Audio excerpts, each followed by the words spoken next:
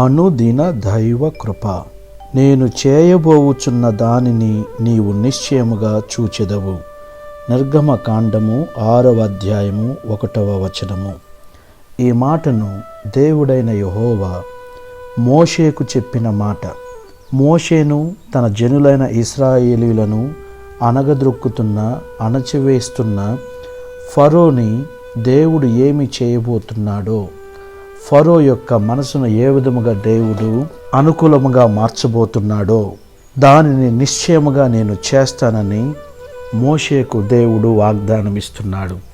నీకు కావలసిన అద్భుతము, నీకు జరగవలసిన మేలు ఎక్కడ ఉన్నా, ఎవరి దగ్గర ఉన్నా వారి మెడలు వంచి దానిని తీసుకొచ్చి నీకు అప్పజెప్పడం దేవుని పని.